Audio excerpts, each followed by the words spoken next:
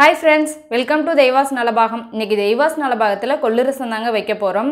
நம்ம யூசுவலா கொள்ளு ரசம் வந்து கொள்ள வேக வச்சு தண்ணி இருத்து அது போல செய்வோம். இன்னைக்கு அது மாதிரி செய்யாம நம்ம இன்ஸ்டன்ட்டா வறுத்து நம்ம வந்து கொள்ளு ரசம் வைக்க போறோம். சளி, காய்ச்சல் அந்த மாதிரி சமயங்கள்ல இந்த ரசம் வச்சு நம்ம சாப்பிட்டோம் அப்படினா ரொம்ப சீக்கிரமாவே நமக்கு சரியாயிரும்.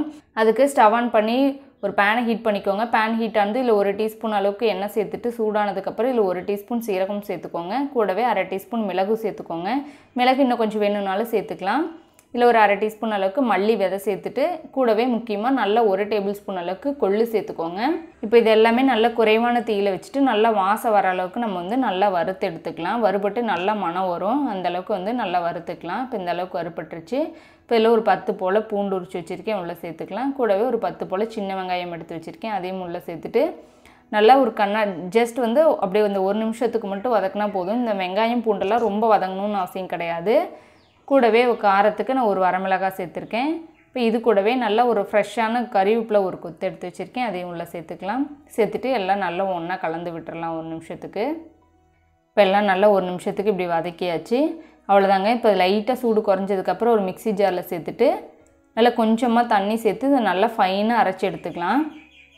எந்த அளவுக்கு ஃபைனா அரைக்க முடியுமோ அந்த அளவுக்கு நல்லா ஃபைனா அரைச்சிருங்க. பாருங்க இது போல நல்லா வந்து ஸ்மூத்தா அரைச்சு எடுத்தாச்சு.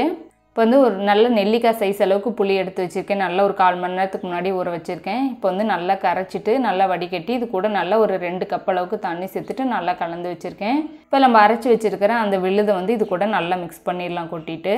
இப்போ எல்லாம் நல்லா கலந்து விட்டாச்சு. கூட 1/4 டீஸ்பூன் மஞ்சள் தூள் சேர்த்துக்கோங்க. கூடவே 1/4 டீஸ்பூன் பெருங்காயத்தூள் சேர்த்துட்டு இப்போ இந்த ரசத்துக்கு தேவையான அளவுக்கு உப்பு சேர்த்துட்டு நல்லா கலந்து விட்டுறலாம். உப்பெல்லாம் நல்லா செக் பண்ணி பார்த்துட்டு கரெக்டாக இருக்கான்னு பார்த்துட்டு நீங்கள் அதுக்கு தகுந்த மாதிரி உப்பு சேர்த்துக்கோங்க. இப்போ இது இருக்கட்டும். இப்போ ஸ்டவ் ஆன் பண்ணி ஒரு கடாய் சூடு பண்ணிவிட்டு இதில் 1 டீஸ்பூன் அளவுக்கு எண்ணெய் சேர்த்துக்கோங்க. எண்ணெய் சூடானதுக்கப்புறம் இதில் ஒரு 1/2 டீஸ்பூன் அளவுக்கு கடுகு சேர்த்து நல்லா பொரிய விட்டுருங்க. கடுகு நல்லா பொரிஞ்சதுக்கப்புறம் இதில் நல்லா ஃப்ரெஷ்ஷான கறிவேப்பிலை ஒரு கொத்து 4 சின்ன வெங்காயத்தை இது போல் நல்லா வந்து தோல் உரித்து உரல்ல இடித்து வச்சுருக்கேன். இது மாதிரி தட்டிட்டு சேர்த்திங்கன்னா ரொம்ப சூப்பராக இருக்கும். சேர்த்துட்டு ஜஸ்ட் ஒரு வாட்டி நல்லா கலந்து விட்டுக்கலாம். இப்போ நம்ம எடுத்து வச்சிருக்கிற ரசத்தை உள்ளே சேர்த்துக்கலாம். அடுப்பை நல்லா குறைவான தீயில ஒரு மீடியம் ஃப்ளேம்லேயே வச்சுட்டு இந்த ரசத்தை வந்து நம்ம மூடி போடாத நல்லா வந்து நம்ம நார்மல் ரசத்துக்கு கொதிக்க வைக்க மாட்டோம். இதுக்கு வந்து நல்ல ஒரு 5 நிமிஷத்துக்கு கொதிக்க வச்சுக்கலாம். கொள்ளெல்லாம் சேர்த்துருக்கறனால இதை வந்து நல்லா ஒரு 5 நிமிஷத்துக்கு கொதிக்க வச்சுக்கலாம். நல்ல ஒரு 5 நிமிஷத்துக்கு வந்து நல்லா ரசம் கொதித்து ரெடி ஆயிருச்சு. லாஸ்ட்டாக வந்து கட் பண்ண மல்லி இலை தூவிட்டு நல்லா கலந்து விட்டுறலாம். அவ்வளோதாங்க, நம்ம சூப்பரான கொள்ளு ரசம் ரெடி ஆயிடுச்சு. இதை நல்லா சூடான சாதத்தில் சேர்த்தும் சாப்பிட்லாம்.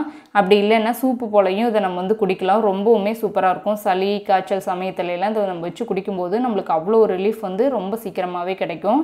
நீங்களும் இந்த ரெசிபியை ட்ரை பண்ணி பாருங்கள். உங்களுக்கு பிடிச்சிருந்துச்சுன்னா லைக் பண்ணுங்கள், ஷேர் பண்ணுங்கள். நம்ம தெய்வாஸ் நலபாகம் சேனலுக்கு சப்ஸ்கிரைப் பண்ணிக்கோங்க.